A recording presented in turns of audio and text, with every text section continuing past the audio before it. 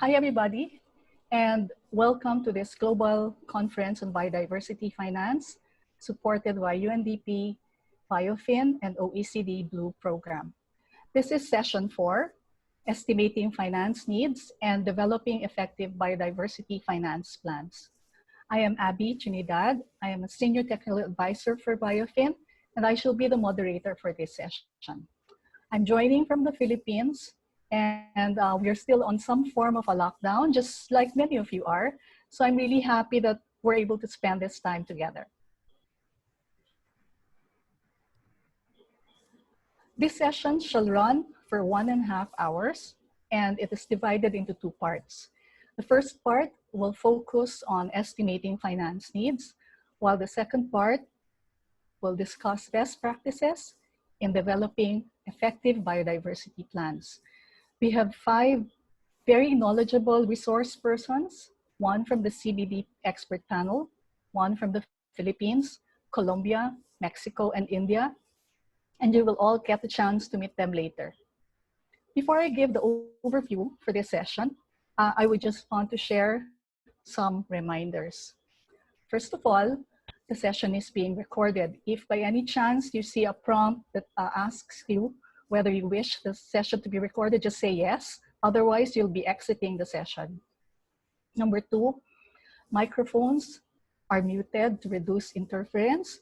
We can communicate throughout the session via the chat box, or when we move into the discussion, you may raise your hands. You will find this in the lower panel of the Zoom platform. This is in the participant list. Then we can enable your microphone.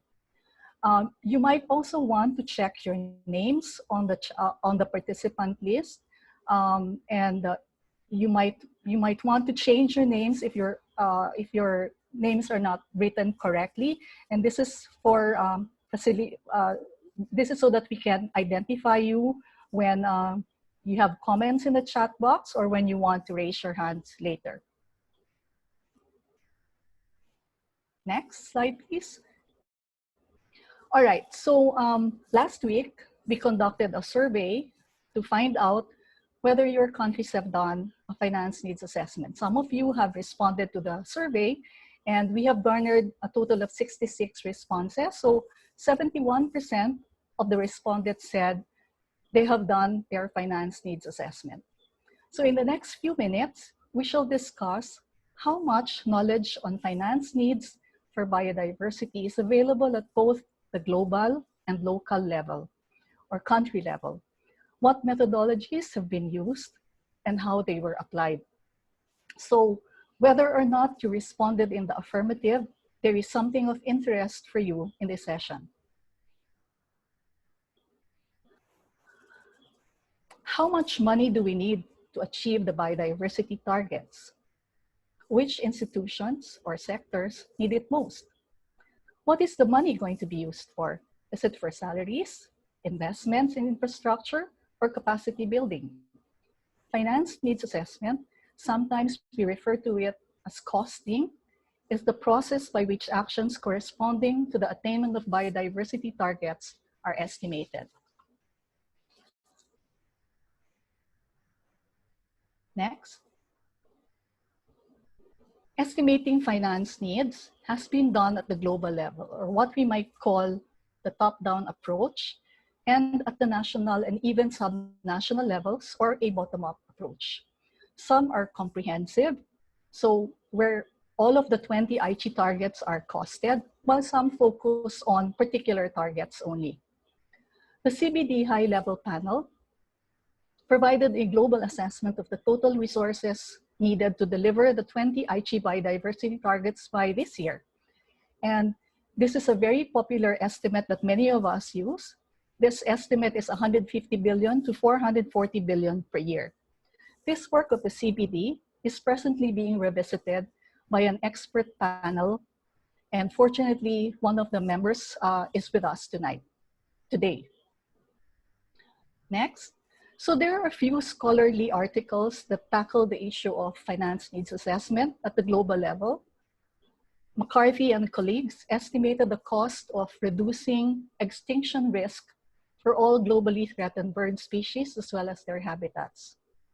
Waldron and colleagues did not do a real estimate of finance needs, but the econometric analysis that they produced showed a positive relationship between funding and rates of biodiversity decline.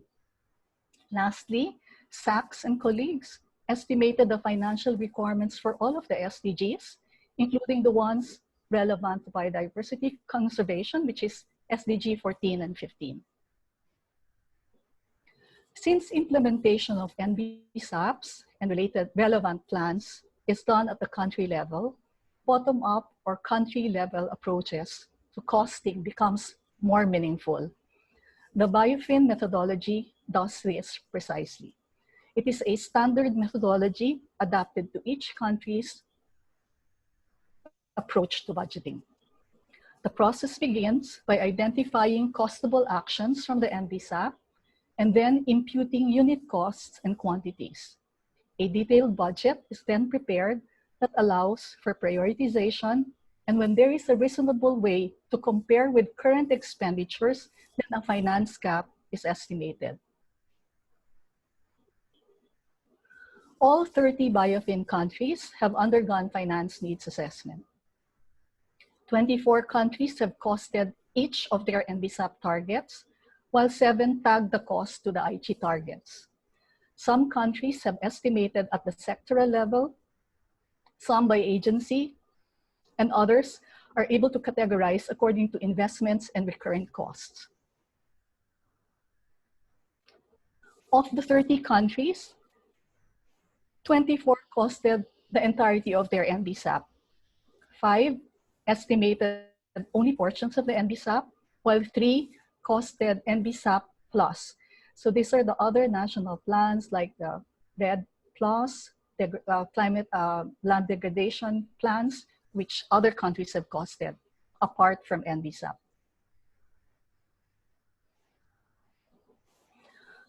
There are various types of costing approaches which are implemented across BioFin countries with increasing degree of complexity, increasing use of empirical data, and increasing need for partner engagement as we go from top to bottom. BioFin recommends at least an activity-based costing approach, and this is the standard that we recommend for finance needs assessment. When the targets are clear and the targets are embedded in a log frame, then it is possible to evolve activity-based costing into the more ideal results-based costing.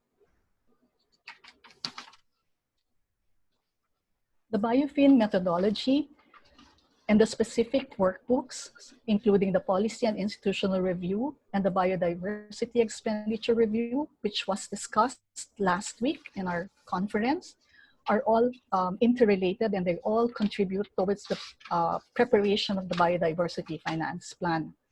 The finance needs assessment allow for comparisons of specific finance needs with available resources and can guide the prioritization, development, and implementation of sound finance solutions which are contained in the biodiversity finance plan.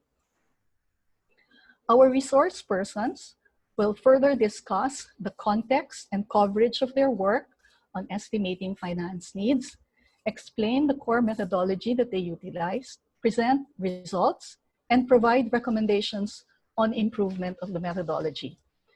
With this, I would like to invite our resource persons for the first part to introduce themselves. So may I now call on Yasha? Okay. Hello, everyone. My name is Yasha Pfefferholz.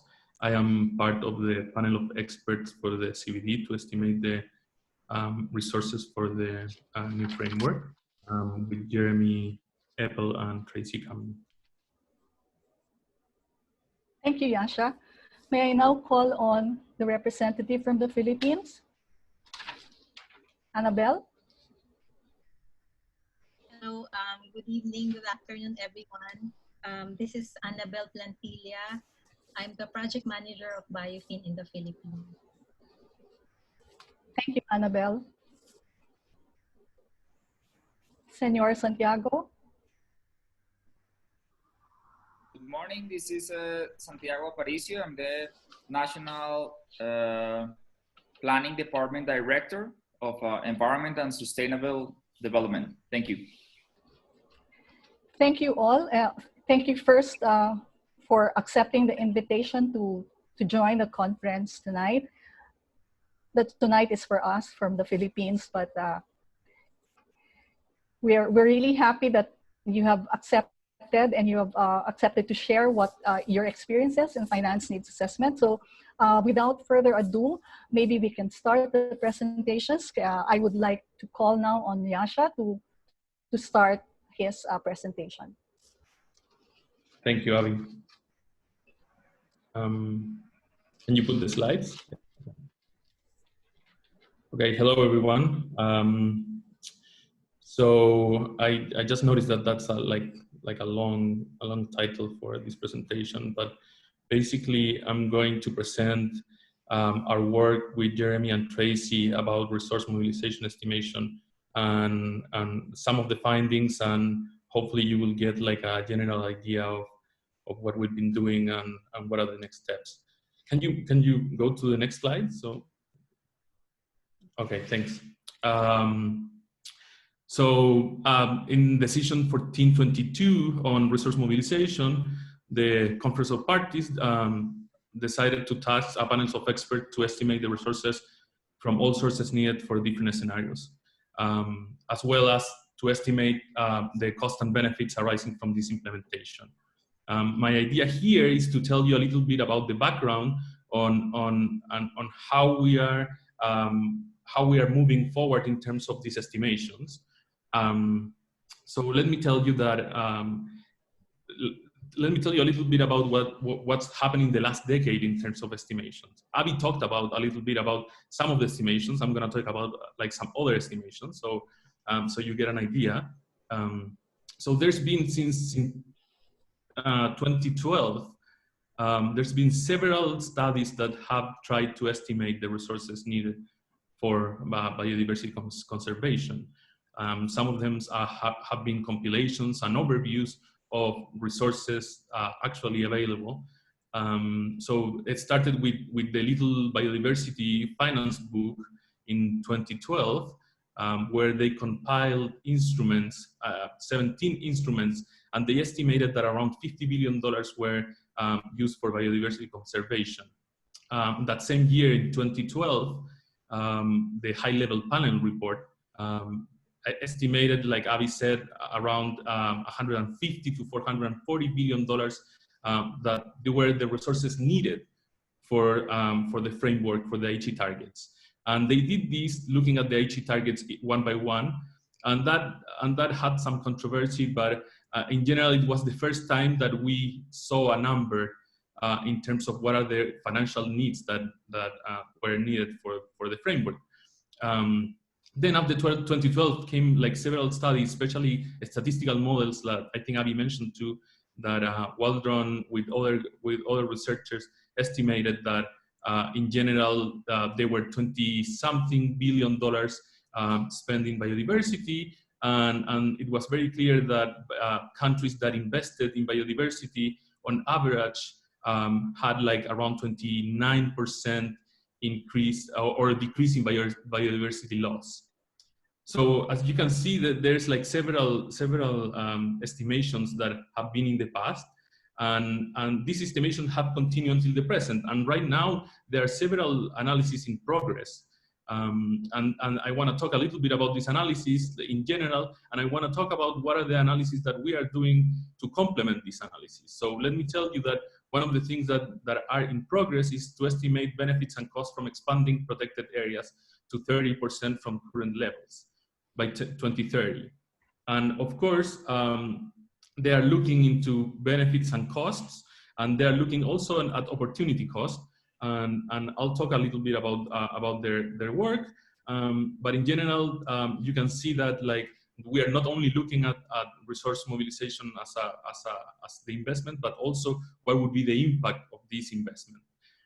There's been some work in terms of economic impact from ecosystem services, especially to link economic models with biological models to understand what would be the impact from reducing ecosystem services. and I think our work just came out a couple of weeks ago, and I think it's showing that actually if we keep doing the same thing that we are doing, the economic impact is going to be important. So it's very relevant for this work. Also, there's been like some work in terms of a global assessment of resources needed for focal areas, and it's been focused especially on economic sectors. And I'll try to put it into perspective from what we've been doing.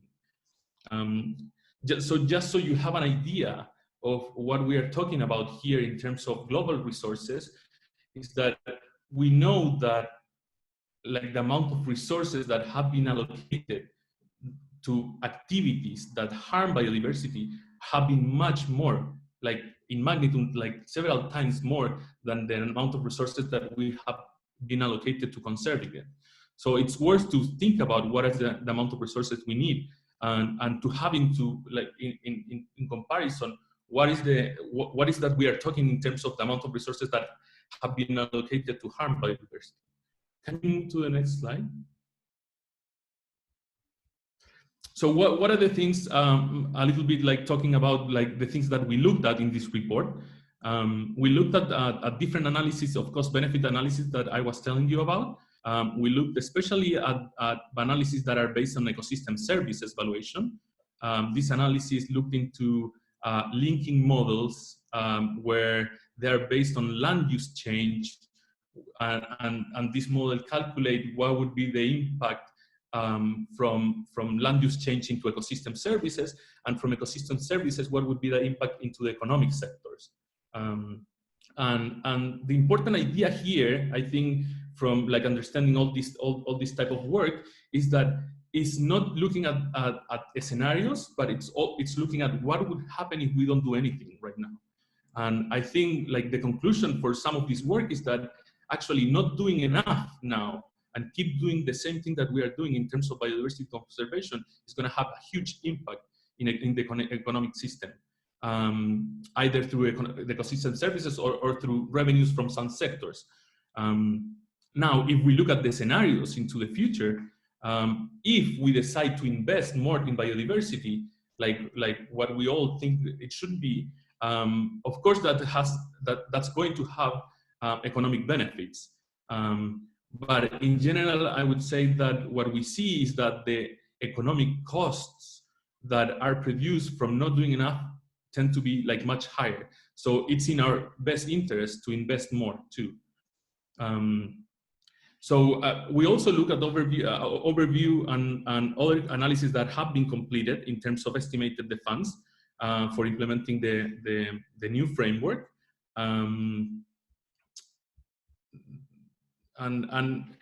the idea in general is that these type of works are divided in two types, or some works look into the activities that are necessary to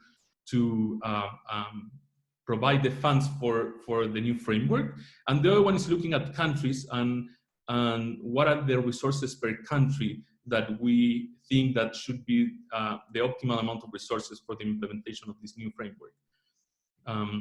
I'll show you, I think, the rest of my presentation. I'll talk about what are the things that we did to complement this analysis. And so the thing that we did is that we constructed a statistical model to predict biodiversity expenditures and financial needs per country. We took data from the financial reported framework. We used that data to predict models to understand what would be the expected financial needs and expenditures per country for countries that have not reported needs or financial expenditures. And based on those expenditures so ex ante we don't know about, we estimated scenarios, constructing scenarios based on projections of GDP, CO2 emissions, and agricultural land by 2030. Basically, we say, okay, what would happen if we don't do anything? What would be the amount of resources that we need in a business as usual scenario, or BAU? What would be like a middle term scenario, like a sustainable pathway SP? And what would be like amount of resources that we need if we think that we are investing enough now? What would be the amount of resources that we need in 2030? And so I'll show you some of the numbers in the next slide. But I want to mention that just go back one so we can like so I can say something about the different concept of costs.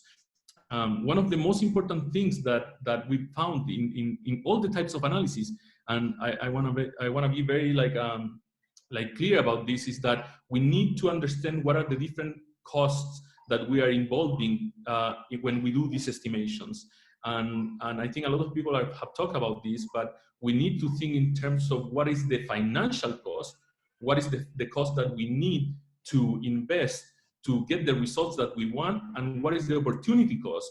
And so one way of thinking about this is, okay, financial cost is the amount of money that we need to implement. If we talk about protected areas, the amount of resources that we need to implement the protected areas and to run the protected areas. And then we have opportunity cost, which is not necessarily a cost that we need right now to implement protected areas, but it's a cost that we need to estimate to understand the impact of running these protected and implementing these protected areas. So to separate a little bit the analysis, one part is to estimate resources, and so we talk about the financial needs, and the other one is to estimate the benefits and the cost of the implementation. And then we need to consider the opportunity cost. So both are important, but they need to be differentiated every time we think about this analysis. Next slide. So let me tell you a little bit about what we did. And first, let me tell you about what are the impacts that we've seen in terms of conservation. The Futures Global Report showed that actually not doing enough, it's going to have a huge impact in economic activity through ecosystem services, and we are talking about 0.69% net gains if we decided to invest the amount of resources that we need to invest. And if you want to think in terms of, instead of thinking in terms of GDP is just a measure of to use it as a comparison with other estimations. But here we are talking about in terms of loss of a business as usual scenario, we're talking about $500 billion of cost. And then if we are talking about like implementing a framework that is successful, we are talking about a gains between 100 and 200 billion dollars. So this difference between losing 500 and gaining 200 billion dollars is what is the benefit cost of implementing a framework, a successful framework. So we are talking about in general, and it's important to have it as a reference, because if we are talking about that we need resources for 150 billions or 200 billions, the benefits of the net gains, the net benefits of implementing a framework are much higher than the costs, or the investments, if you want to think about like another term for the costs. So based on our analysis, what we've seen so far is that we created 3 scenarios. I think the main result is that we see that at least we are looking at numbers that are 2 to 4 times higher than current levels of resources that are invested right now in biodiversity. And there's like an important fact about this, is that this is based on keeping doing the same thing that we are doing. And from here we have the second conclusion, that if we decided to invest now the right amount of resources for the future, we see that in the future we're gonna be able to reduce this amount of resources. And what we see is that we are seeing reductions of 30% of resources. So that's the kind of like the positive side of looking at to investing the right amount of resources now. If we want to compare these numbers with other reports that are in progress right now, they are similar in terms of magnitude and direction. Some of them are a little bit higher, but in general, we see that at least we need to between 2 to 4 times. Some other estimates are looking at to 7 or 10 times the amount of resources at a global level. And if we want to think only in terms of protected areas, we are looking at around 4 to 7 times. Here it says 4 to 15, but it should say 4 to 7 times from current levels that are estimated around $24 billion. So I think, so that's what we are coming up right now. This is work in progress, but I want to talk about a little bit about what are the key messages that we have in terms of the report. So can you move to the next slide, please? So what are the key messages? So I think by now we are clear that not doing enough, it's going to have significant economic costs in the future. So, and I think this is an important conclusion in terms of all the reports that are out there. We need to increase resources if we want to avoid, and I think that's the way to think about this. If we want to avoid future costs into the economy, we need to raise resources now. The second, based on this, we need more resources for the new framework. And we are talking about at least doubling the amount of resources that we need, if it's not more, but at least we are talking about doubling the amount of resources. And this has compelling arguments, either estimating financial needs in terms of what we are doing, or looking at what would be the benefits of increasing resources. And these investments are going to have a high return on investment.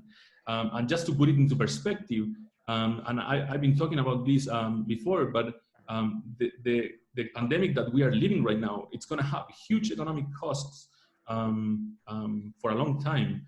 And people are estimating around 3% of GDP. That's like 2.7 to 3 trillion dollars only in 2020 that are going to be lost. And there's clear evidence that biodiversity loss is connected with the increased frequency of emerging infectious diseases like this COVID-19. So even if we think to reduce these resources by 1%, or to reduce the likelihood of these events by 1%, we are talking about like huge benefits. And of course, this is speculation, because it's very hard to measure. But if we really understand that this biodiversity loss is connected with all these new emerging infectious diseases from SARS, MERS, COVID, and many others, Ebola, that have been going on in the last decade, we see that the economic benefits from avoided losses are huge. Another important point from this work is that, of course, investment in biodiversity is not the same in all the areas. And so we need to think about mechanisms that allow us, like the GEF, to invest in the right places to generate the right benefits. And this is something that we talk a little bit about in the report. And finally, just to finish, I want to talk about why we need more data. We need more data, more research. It's not enough like what we are doing in terms of countries providing information either through national reports, financial reports, or NBSAPs. There's need to be some consistent way of providing this data, not just for the benefits of their own countries, but for the benefits of other countries on how to analyze the data for the world as a whole. As more data we have, more analysis we can conduct, and more understanding of the effects either of new resources or the loss of biodiversity in terms of economic terms. And I think that's my last message. And okay. Thank you very much. Thank you very much, Yasha. That was very informative. I think you have 1,000 questions already here in the chat box. Maybe if you have time, you can also look at some of the questions and respond to it directly. But one of the questions was about the report. When can it be available? And we have information here from Marcos Liman that it may be available by May. So please, if you can just kindly look at the chat box again. And just as a little bit of a housekeeping, again, those who have not renamed themselves, please do so that we can identify you properly. Let's move on now to the next speaker from the Philippines. I want to remind you all to keep to your time, 8 minutes to 10 minutes maximum, so that we have enough time for discussion. Please go ahead, Annabelle. Good evening, everyone. Good afternoon. Yeah, the first slide, please. Okay, next slide, please. Unfortunately, Director Andres is having technical problems, so I will be presenting on her behalf. Okay, the Philippine Biodiversity Strategy and Action Plan is the country's roadmap to conserve its biodiversity and critical ecosystem services. It contains the 20 national biodiversity targets, its corresponding 35 indicators, and 113 actions, and identifies more than 60 implementing agencies. The plan covers actions towards preventing habitat loss, overexploitation, protected areas, pollution, climate change, and ecosystem restoration. The implementation period is from 2015 to 2028, covering 12 years or 2 presidential administrations.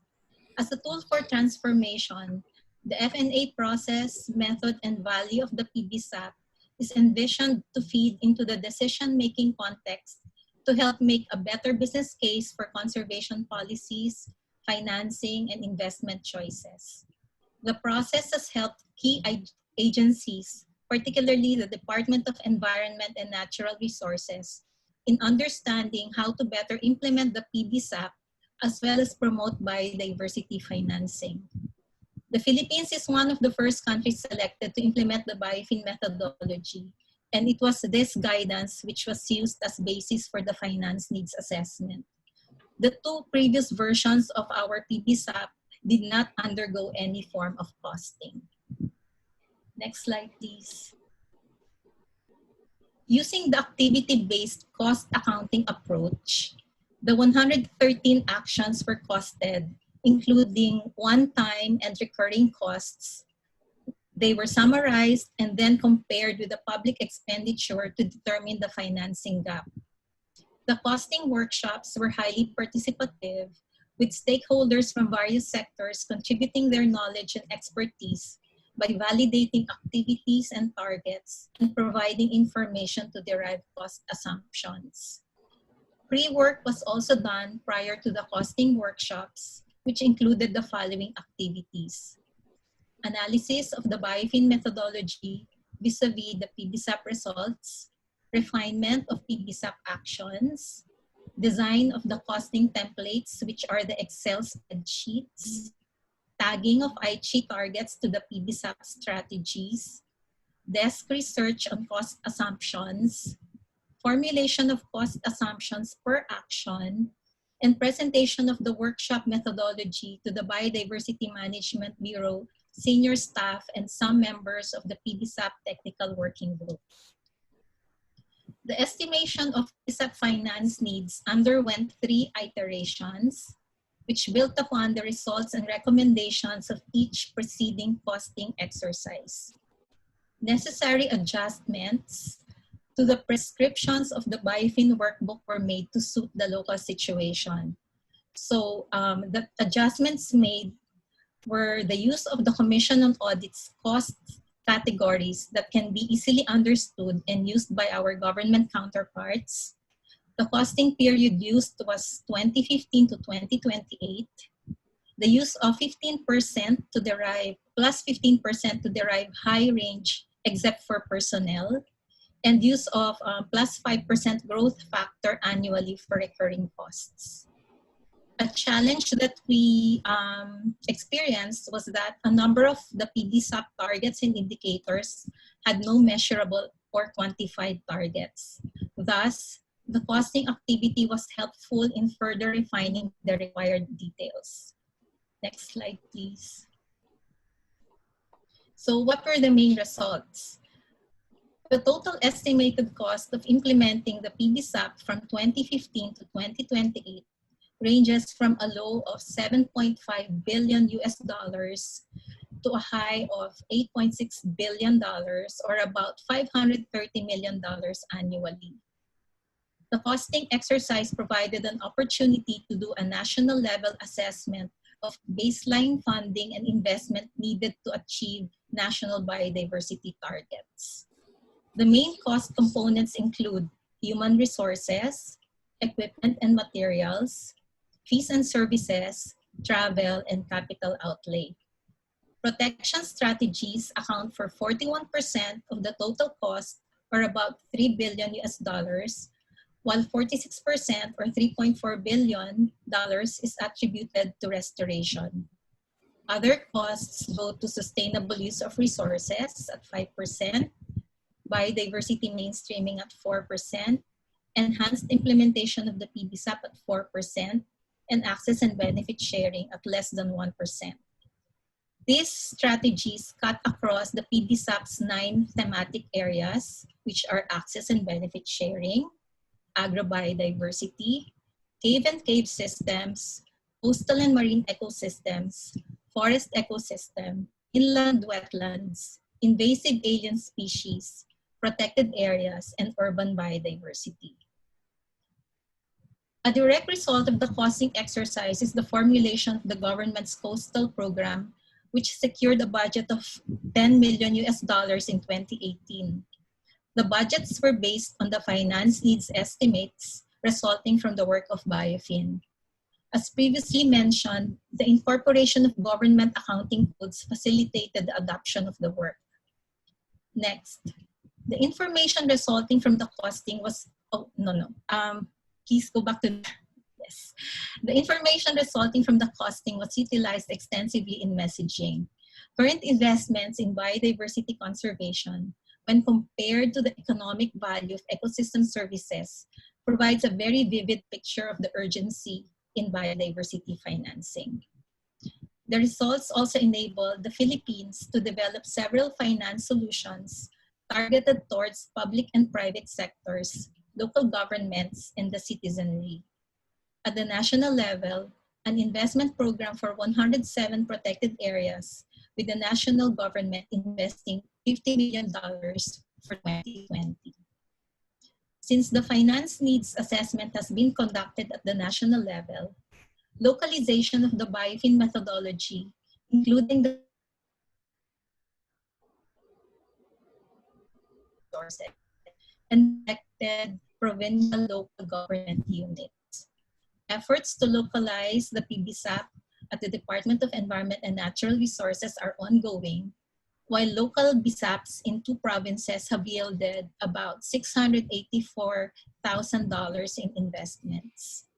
This goes to show that an iterative costing component of NBSAPs is a best practice. Next slide, please. So based on Philippine experience, the following were identified as good practices. First, inclusiveness of the process. Involvement of multi-sectoral representatives, which include environment and non-environment government agencies, local government units, academe, NGOs, private sector, media, youth, and donors, was a plus factor. The next is regular feedback to stakeholders on the process and its results. There were at least 2 to 3 feedbacking workshops. Third, the presence of process champions. The Department of Environment and Natural Resources took on the leadership role for the F&A process. As such, it was able to issue policies to adopt the PBSAP and strengthen its application. This was further reinforced by a provision in the General Appropriations Act, which appeared since 2017, on the integration of biodiversity in all government plans and programs, which was introduced by Senator Lauren Legarda, an environmental champion. Next slide, please.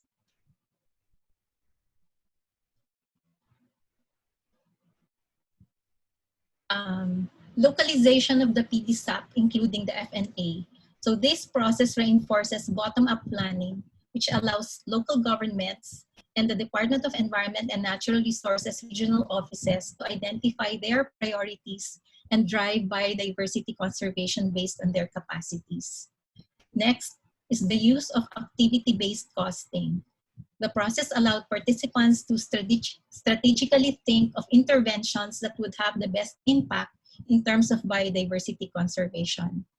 It also minimized overlapping activities and double counting, and encouraged partnerships among various stakeholders. And lastly, measurable and realistic national biodiversity targets. These parameters are helpful in accurately estimating finance needs and determining the level of ambition of a country in terms of addressing biodiversity threats. So that's it. Thank you very much. Thank you very much, Annabelle. Sorry that you had to do a backup, but thank you anyway. But this is an excellent example of how the finance needs assessment for the Philippines has been used directly as not just as a finance solution, but it has informed the budgeting of a coastal program. So early on, the FNA has already shown quick results. So thanks again, Annabelle, for that presentation. Now we move on to Colombia. Senor Santiago, I hope you're ready. Yeah, ready, Annabelle. Thank you very much. Thank you. Please go ahead. Okay, thank you very much. First of all, thank you, Annabelle, and all the organizers for keeping up the execution of this event. I think this is like what we call like real action. So thank you very much for keep going with this event and reducing the carbon emissions that we would carry flying to France. Thank you very much. Okay, welcome. As mentioned, I am the Director of the Environment and Sustainable Development Unit in the National Planning Department.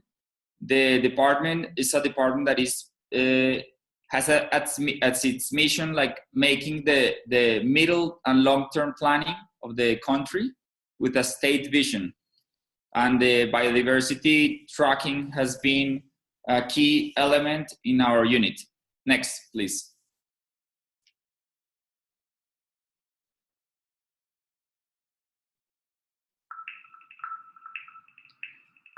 Okay, one important thing when we were like making the research for making the costing specifically was having in account all the background that we have developed on biodiversity and all the institutional arrangements. We have been since 2012 developing like the public policy key documents. So in 2012, we have the National Policy for Integrated Management of Biodiversity and its Ecosystem Services. And in 2017, it was a specific and a key moment where we have our action plan. Because we used to have like a public policy that was really broad, as many public policies that we have sometimes in Latin America. But it's only in 2017 that we really have we were really accurate in determining which were the key targets that we need to follow to really execute that national policy. And having those key targets was an essential thing for really targeting, having like a really solid base for making a costing. That was really like important for us. That was like the first way how we surpass one of the challenges, having specific targets that were like defined in an objective way. We defined this action plan using 6 lines that obviously has a correspondence with the biodiversity COP agreement. So this is something important, and we have an alignment of these action plans with key development planning instruments that we have in the country. So as the planning instrument that is handling the sustainable development goals, the requirements. As you know, we are a new member of the OECD, so we have a new requirements. So we align these action plans with the requirements that were made by the OECD. And most important, and last but not least, we align this action plan with the process that our country is surpassing right now after signing a peace agreement and being in a process of consolidating that peace process we also have that in account when we're determining these 149 key targets. So please, next. Thank you. Okay.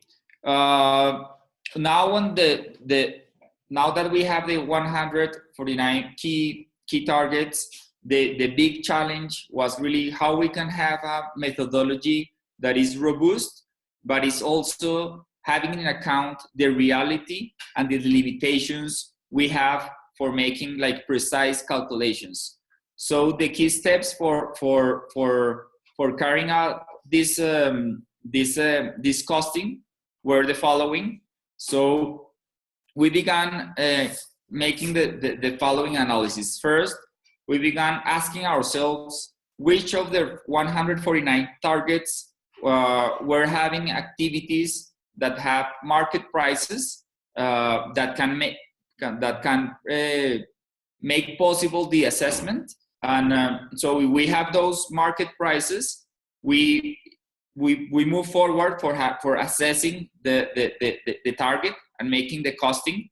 If it didn't have that market prices, that it was really common, we follow to this second case that you see in the presentation in the screen, and it was really checking up what were the historical prices from biodiversity expenditure review. What were the prices of reference that the expenditure review gave us. So that was the second case. If we have those prices, we make the costing and we assess it directly. If we didn't have that, we make a third question or a third like typology, and it was really analyzing the disaggregation specifically of all the activities that compounds the target. So it was, if we didn't have the market prices and the historical prices, we specifically began getting each activity to make a specific analysis so that we can make the estimates. So these three were like the three best priority like cases we analyzed to have like a flow to make our final BAP. We have over this process like great challenges, being aware that obviously making this costing is an estimate only, but we faced like some challenges, and the first challenge we faced was specifically how we can have like a complete list of all the needs that need to be financed, having like a macroeconomic coherence and articulation with other policies. And this is important because we were always asking if we were being comprehensive enough or not with the targets we were costing. And it's something that you need to be asking when making this kind of exercise, and recognizing the limitations of the exercise per se, so that you don't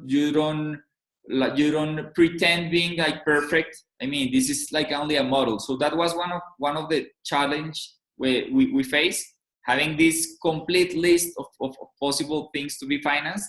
The second challenge, and really important, was to really have like the update information based on cost of activities and projects that recognizes the different prices in territories in the country. As you may know, Colombia is a country really, as it is really biodiverse, it is also a country that is really diverse in its territories, its economies. So it's totally different costing and activity that is going to be implemented in Bogota, the capital, than an activity that is going to be implemented in the Amazon jungle. So we face with this challenge specifically, and also with the challenge of the timing. One thing is costing an activity in 2017, and another thing is the cost that activity has after 3 or 5 years of a country developing and having a lot of different contexts. So that's a challenge we face, of how to keep updating that specifically methodology and acknowledging the situations that are occurring. For example, acknowledging the crisis we are having right now, how that's going to affect the model we have run. Next, please.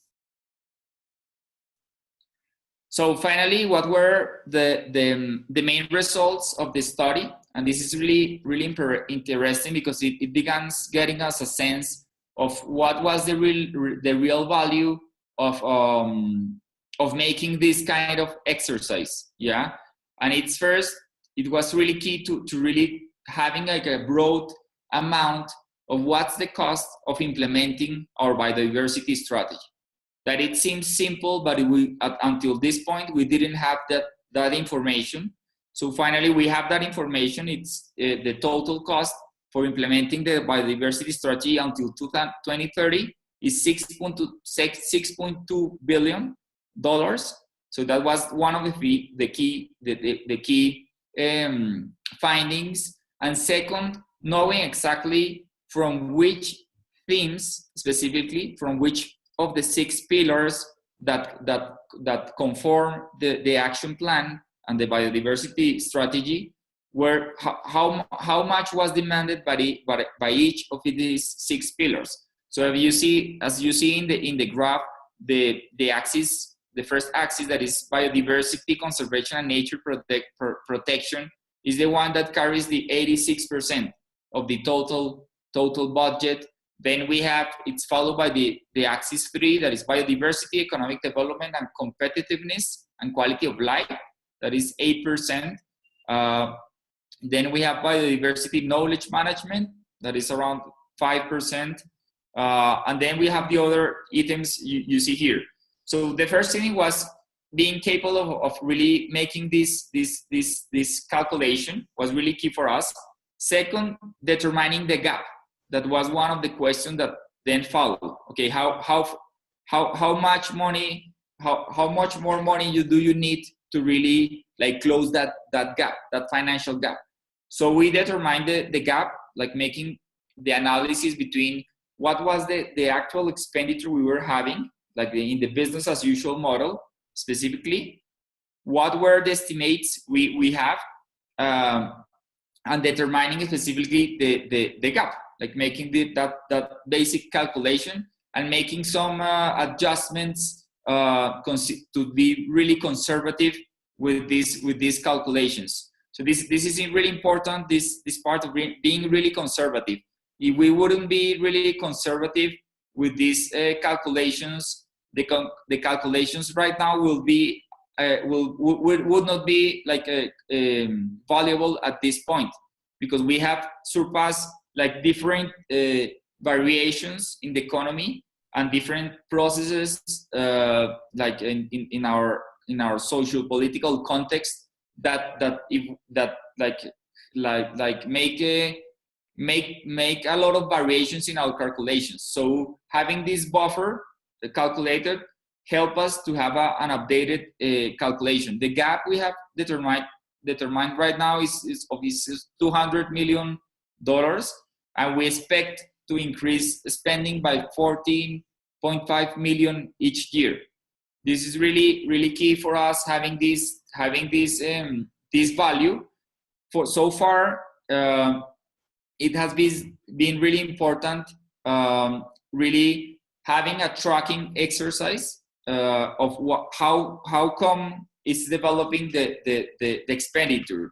And it's important that when we make the tracking, the UNDP make the tracking of biodiversity finances and began determining that we were spending around, for example, between 2017 and 2019, we were spending around 1,600 millions annually, and it was totally different from our projections. Yeah, so this led us to a conclusion not to think that we were making something like wrong, but to really acknowledge that nowadays we have like different activities that maybe we were not tracking.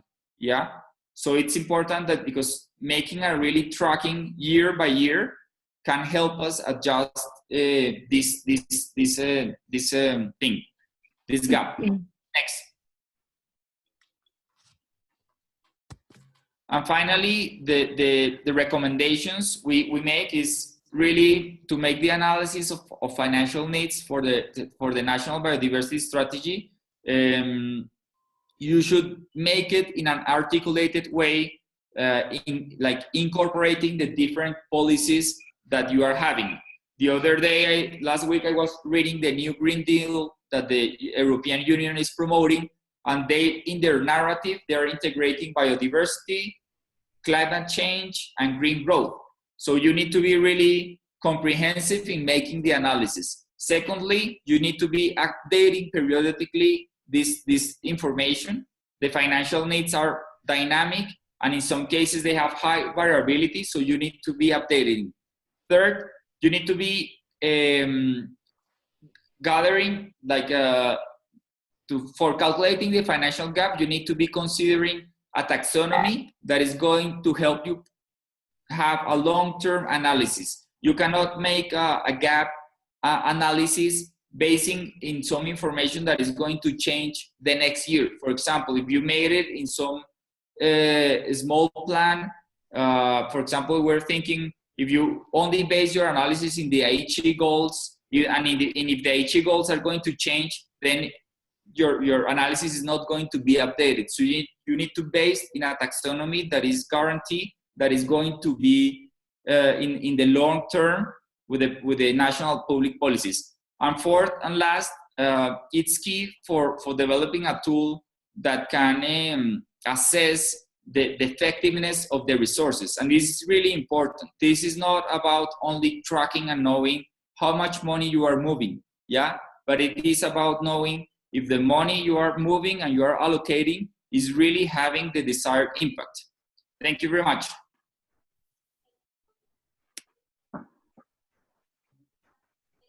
Thank you very much, Senor Santiago. So I think the presentation really shows that F&A is a very critical input towards developing finance solutions as well as the biodiversity finance plan.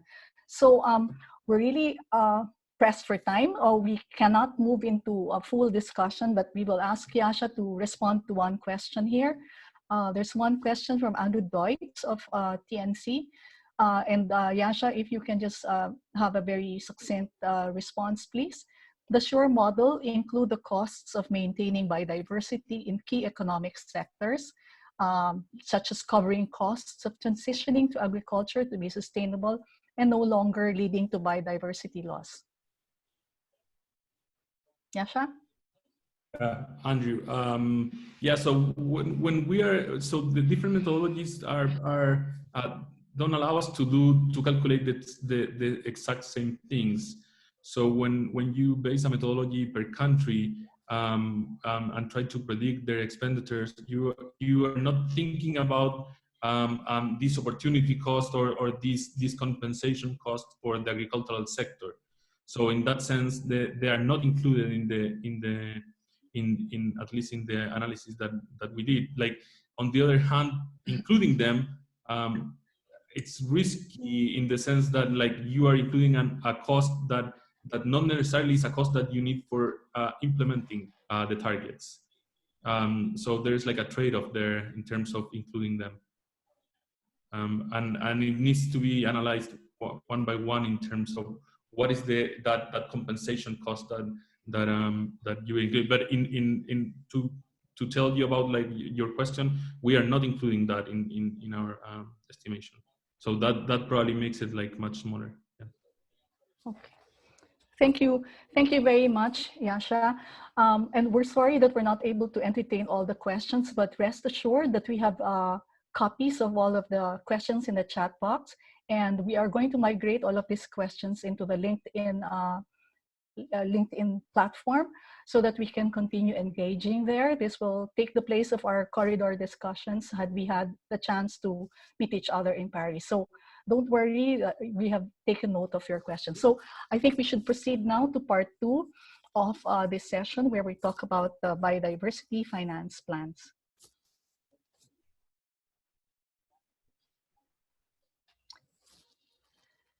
Thank you. Thank you, Gamse. So just as we did for the first part of this session, we also had another survey question. And this time we asked you whether a finance needs assessment is an important input to the biodiversity finance plan. So based on the responses, again, it is 66 responses, so almost 87% said that yes, that the FNA is a very important input to the biodiversity finance plan. So in this session, we will discuss the best practices in developing this BFPs, the biodiversity finance plans from our colleagues from India and Mexico, including how the finance needs assessment helped in the formulation of the plan and various finance solutions. Next. So the BFP, the Biodiversity Finance Plan, is a national document, not a technical assessment. It is a national document that presents a coherent and comprehensive approach to biodiversity finance. In very simple terms, it is a plan to close the finance gap. So how much new money should be generated? To what extent can budgets be realigned? The plan outlines who are the main players and the time frame for achieving the finance goals. Next. The technical assessments, including the PIR, the Policy and Institutional Review, the Expenditure Review, and the Finance Needs Assessment, these are all technical inputs to the Biodiversity Finance Plan. This is really a good place to start to identify the finance issues. The finance issues that we seek solutions for. So, are there perhaps some finance mechanisms that can be improved or scaled? Are there incentives or funding streams that continue to dissipate biodiversity? Are expenditures aligned with policies? Can we achieve the targets with less resources? To supplement our technical assessments, we also have the finance catalog. The catalog lists more than 150 finance solutions. Some of these solutions are not occurring or applicable in your countries, but it's still a good database to see and compare what types of solutions might be applicable in the long run. Next. So from that, from the technical assessment plus the finance catalog, you would have a long list, a rather long list of potential finance solutions. Then the biofin methodology promotes a two-tiered screening process. So there's a simple screening process that looks at likely biodiversity impacts, looks at financial impact. So what's the scale? How much money are we going to save, or how much money are we going to generate? And of course, the success. Is it feasible? Is there support? Is there a legal basis for doing such a solution? And then we can go into more detailed screening, and the detailed screening questions are actually articulations of the three pre-screening questions. So we ask questions about positive social and economic benefits. We look at the capacity of actors to implement particular solutions. We look at startup costs, whether it's feasible or how much do we need to implement particular finance solutions. Next. Making the business case. Making the business case is convincing the various stakeholders to implement the plan or specific finance solutions, since some investments need to be made. We could justify linkages with national plans, like the medium-term plan or long-term plans, which many of the countries have actually done. And then we could also look and provide estimate of economic and financial benefits, such as employment generation, livelihood, and of course, positive impacts on biodiversity. What is happening around the world by way of this pandemic can also be an opportunity to show how biodiversity can contribute to resilience. Maybe biodiversity is the genetic resources available from biodiversity can be nurtured as maybe a solution to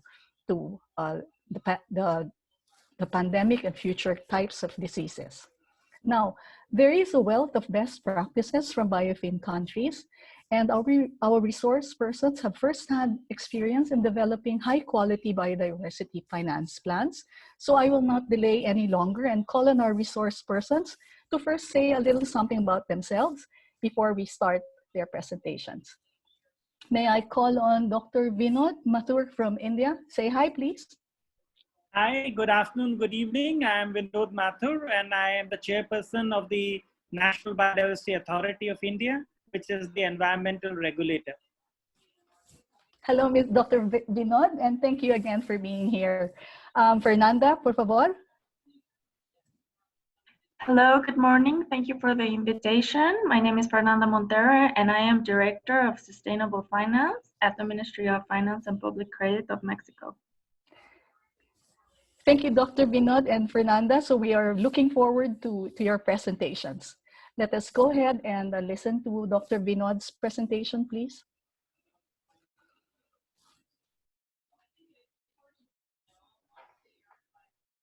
Well, what I plan to do is to share very quickly what has been the India's experience in preparing the biodiversity plan.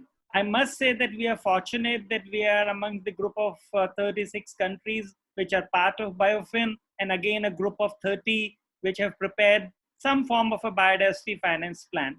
Next one, please. Now, if you look at the India's finance plan, there are basically 7 USPs we call. They are listed here. But the most important one is in the context of its ownership. The entire finance plan was nested in 2 scientific institutions, one belonging to the Ministry of Finance and the other one belonging to the Ministry of Environment, Forest and Climate Change. Now, what this process did, that it increased the ownership because these were government institutions, the federal institutions. They also helped us in reducing the cost of the project. And lastly, and most importantly, they helped us to enhance the institutionalization of the process. See, many countries are using consultants. I have nothing against consultants. Consultants do a wonderful job, but then consultants also come and go.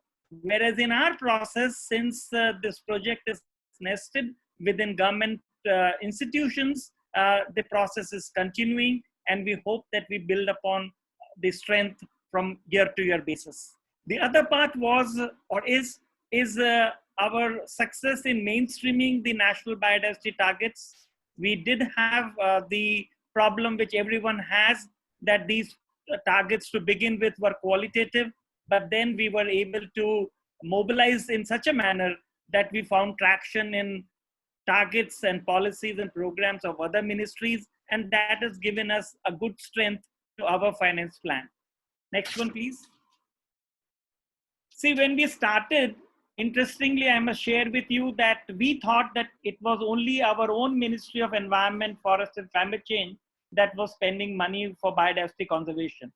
But during the process, we realized that there are as many as 24 other ministries of the federal government which have policies and programs and activities which help and support biodiversity conservation.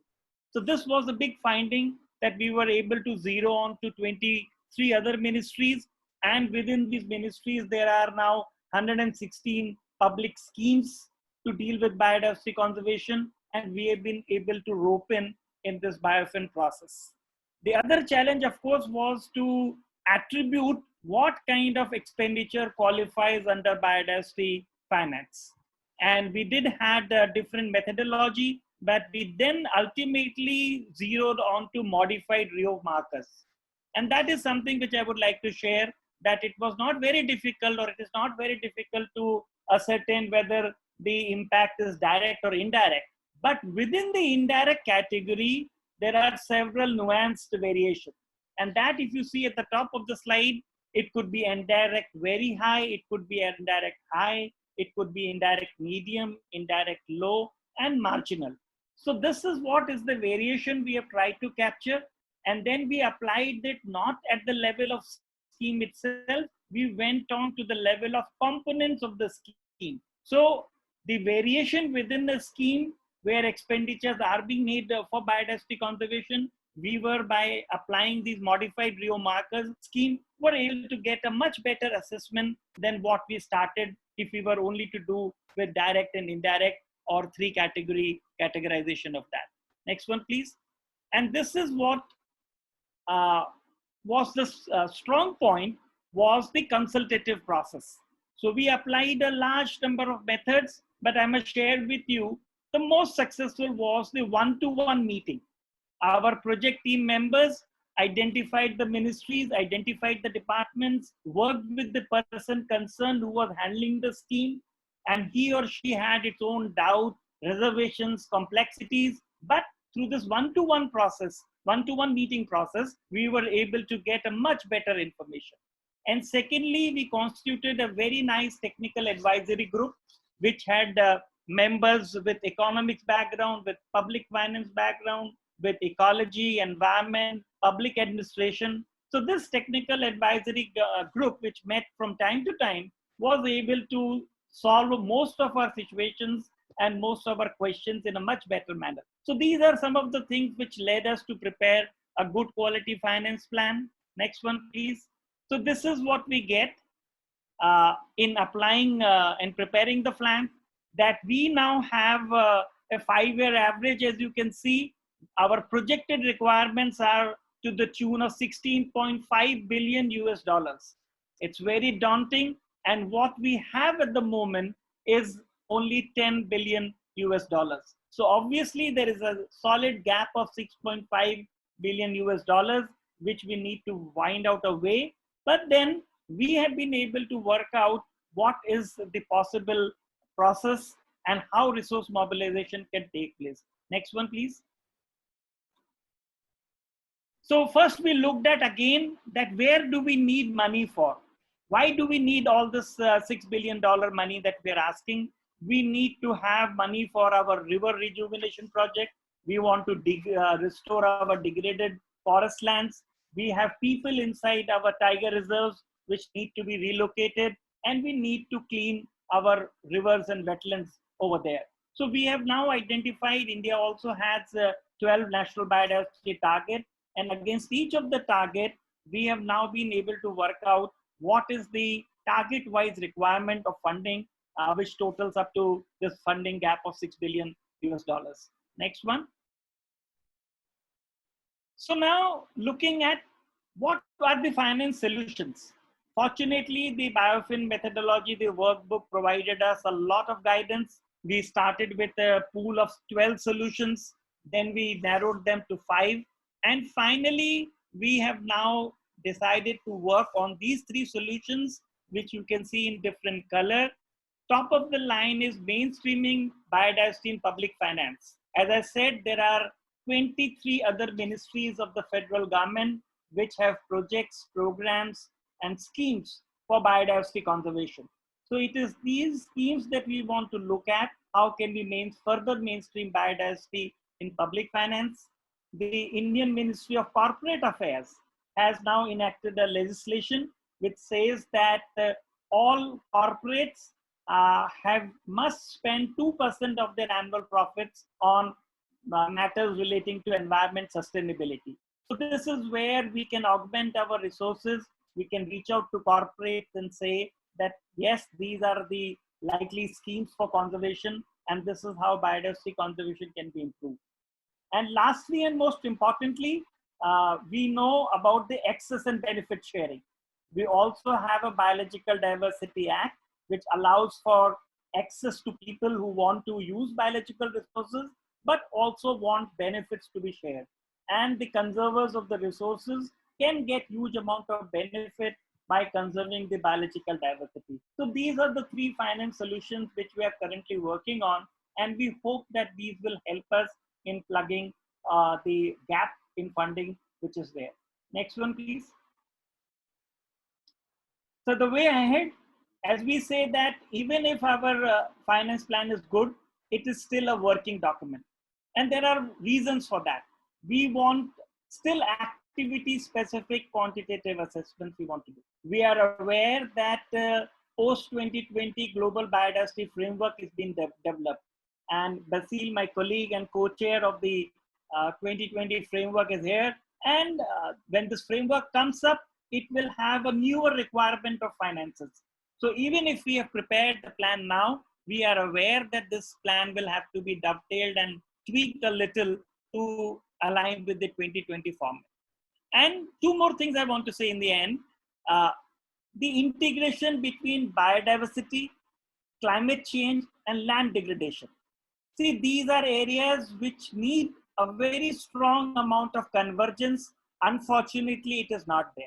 And if it is there, I have stick my neck out to say it is not there in letter and spirit. We do talk that yes, climate change and biodiversity and land degradation are related, but we don't try to bring about the convergence which is required.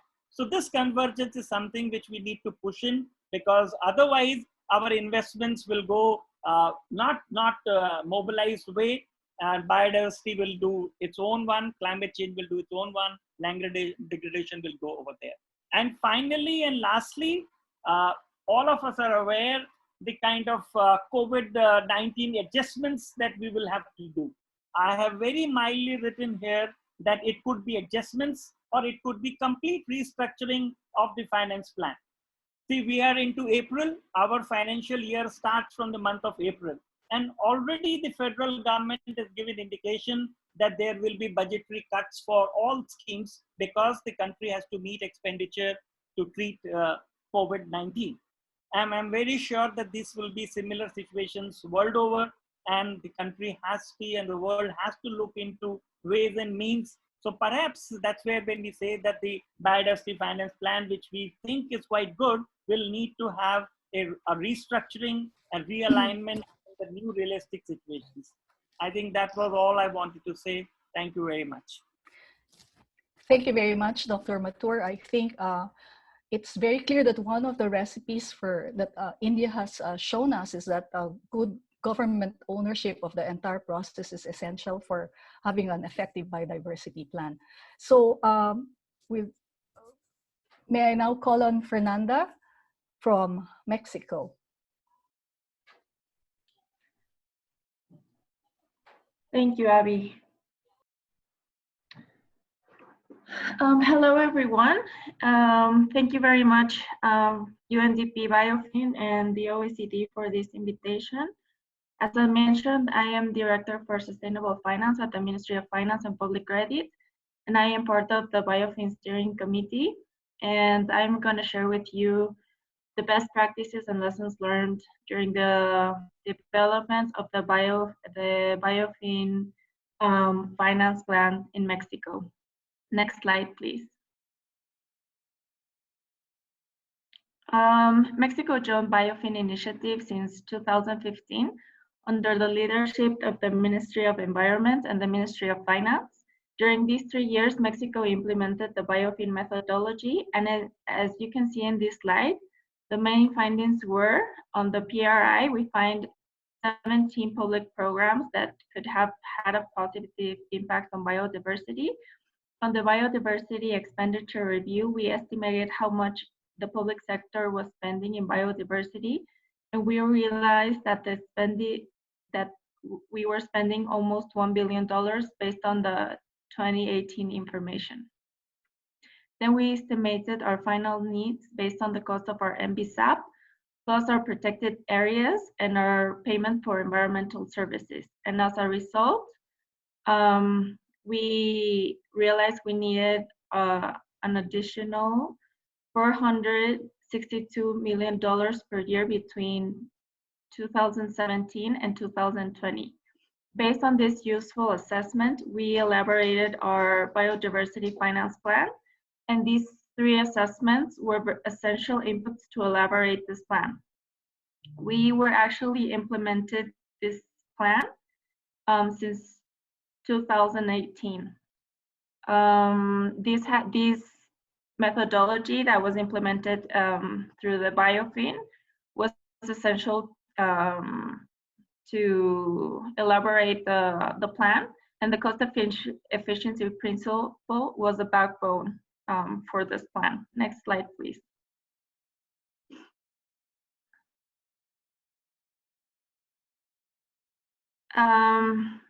So it's important to highlight what was the process and what for the elaboration of this plan.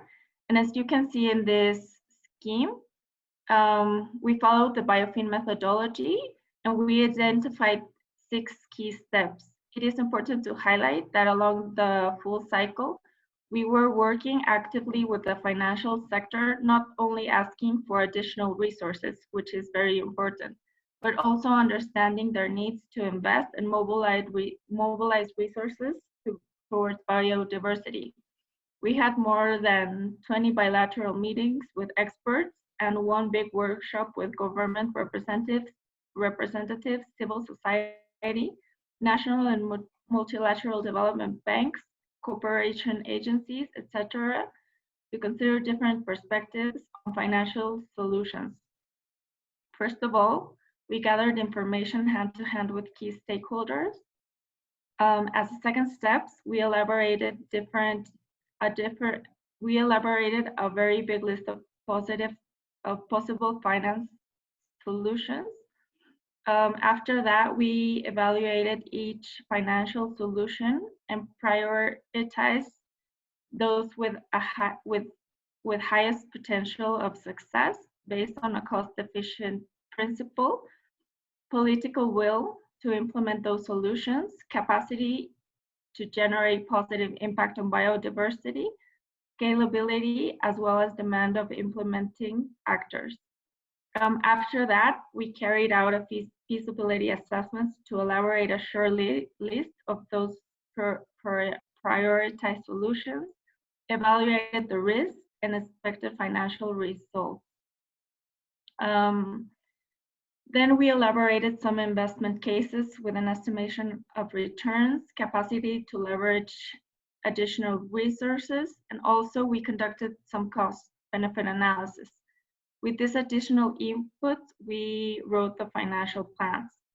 Finally, we presented the plan to our steering committee for their approval and adopted by the implementing actors. This step was essential for assuring its implementation. I have to say that the financial plan is a living document which provides a big framework of financial solutions, and we are learning and adjusting these instruments, milestones of the solutions during the implementation process. Next slide, please. So right now what you're seeing on the screen are the main packages of financing solutions that Mexico identified. These are the solutions with the highest potential based on Mexico's context. I will not be talking about each financing solutions, but on general terms, this plan contemplates a comprehensive approach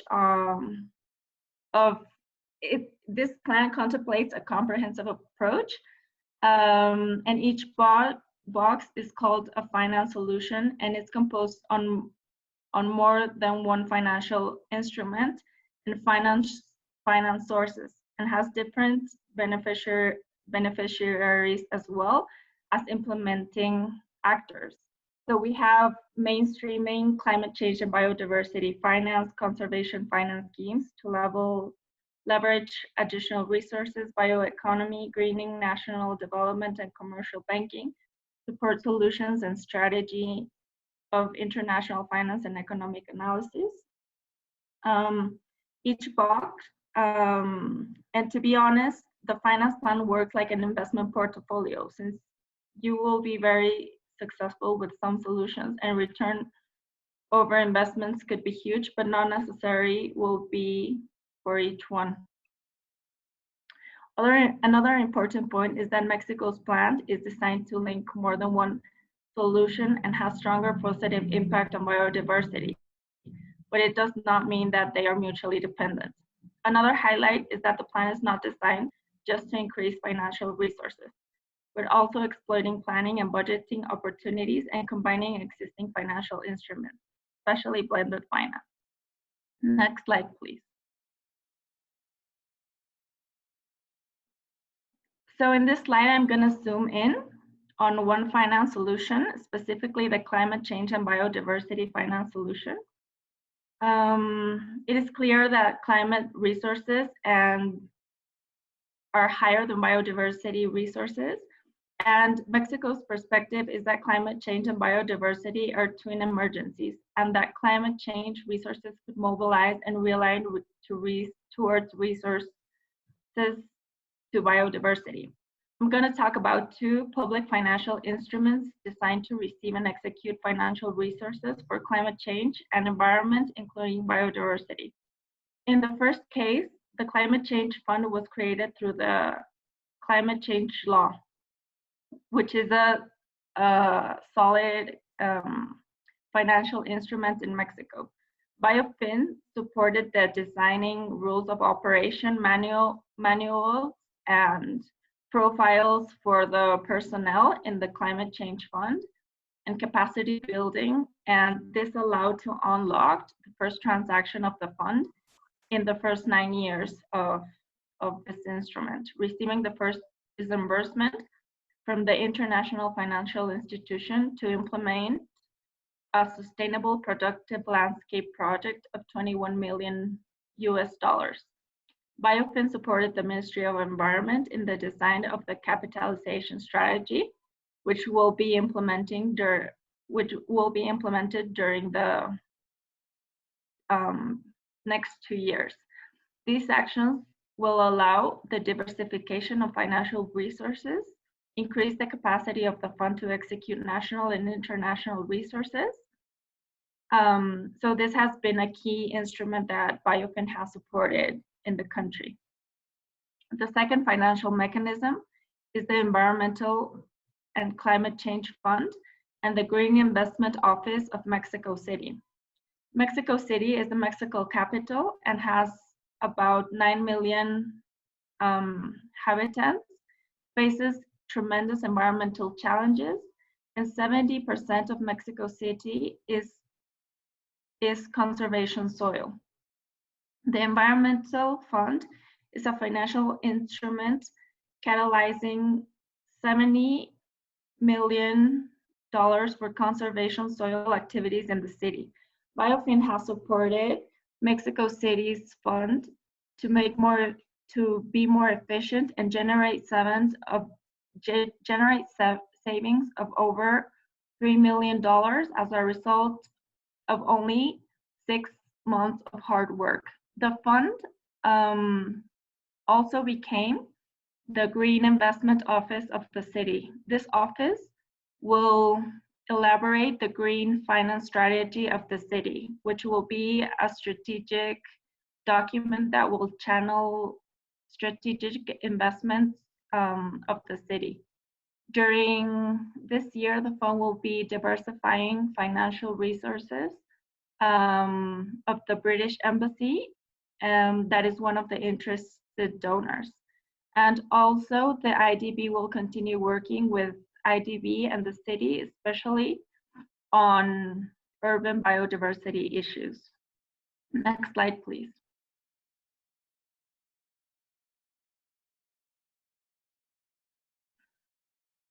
Now, to end my presentation, I'm going to share some of the lessons learned during the development and the implementation of the process of the finance plan.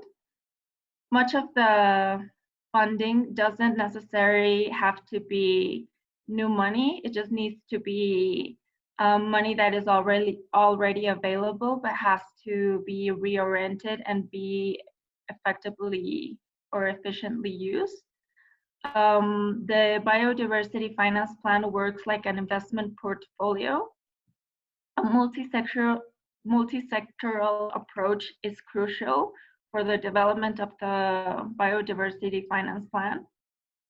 Working with the financial sector increases the chances of long-term success. The less is often more rule applies for the design of the biodiversity finance plan. It avoids the resources and impact pulverization. It is important to take advantage of the existing mechanisms rather than create new ones, because it is important to take in consideration that the creation of new mechanisms is time-consuming. It is important to not lose sight of subnational governments. They have strong potential to mobilize resources. The return of investment is an important indicator of success. However, it is not the only one, nor it's the most important. And it is important to consider long-term sustainability as a crucial element to select a finance solution. Finally, although the Ministry of Finance in Mexico is not the implementing actor of all these finance solutions, BioFin's plan has strong institutional support of the Ministry of Finance, and we are engaged with all the actions implemented within this framework, and we are aware of the work done. And we are engaged with all of the relevant stakeholders and with the private sector and subnational government. And we receive regular updates during the steering committees, and we are aware of the relevance of this project. We also provide relevant guidance and recommendations to the BioFin team as well. Thank you very much. Thank you very much, Fernanda. I think this was such a fitting presentation, especially since your take-home messages are very well taken. They're really very good take-home messages, like you mentioned about the BFP as a portfolio of investment solutions, emphasis on subnational governments, which even India and the Philippines also mentioned a while ago, as well as it's not really important. It's not creating new money is not the only solution. So thank you very much for all of your insights, Fernanda and Dr. Vinod. We have really gone into overtime, but I will ask Marcus Liman. Marcus, if you're here still, perhaps 1 minute, and then we go into a poll. Marcus, are you here? Oh, thank you. Thank you. Yeah, thanks a lot for the presentations, first of all, and for that very rich discussion. I mean, there is such a great amount of feedback in the chat box. It's quite amazing. I just wanted to give a brief update because you now heard presentations from 2 of the 3 experts from the panel of experts under the convention, with Tracy to present next week. And I just want to give you a quick update how that will shape in terms of their reports for SBI, and when we can expect, or when you can expect the documentation to be published. Now, you recall in line with the presentations, we basically foresee coming 3 reports. The first one on the ex-post analysis, evaluation and review of the strategy and of IG Biodiversity Target 20. Then the cost assessment, what you just heard from Yasha, and then the contribution of the experts to the resource mobilization component of post-2020. The ex-post analysis, the kind of a summary of the ex-post analysis and the contribution of the experts is already in the editing process. So it has been basically finalized from my work with the panel of experts, and it has been approved. You can expect that to be released within the next, say, 1.5 weeks to 2 weeks approximately. The cost assessment, we are in the final stages, so I hope that we can move that to the editing process before the end of this week. And then you would basically need to apply a similar timeline for the release. And when I say release, this is for the time being just in English. As you know, the languages will follow a bit, need a bit more time because of the translation. Then the main document, which will basically bring together, synthesize and bring together the work of the panel of experts, provide a progress report and the draft recommendation to SBI. This has also been under internal clearance, and should be moving to editing very soon. So again, you could perhaps expect that to be published within 2 or 3 weeks. That's what I wanted to give you as a quick update. Thank you. Thank you very much, Marcus. So can we still do a poll? It's a very short poll. It's only for 30 seconds. And it will just try to determine which are the most essential inputs to a biodiversity finance plan. So Gamse, please, can you launch it just for 30 seconds and then we'll give you the results. Those of you who are co-hosts, please do not touch it. Do not vote. You cannot vote, and you please do not end the poll. There you go. Okay, just 30 seconds, please.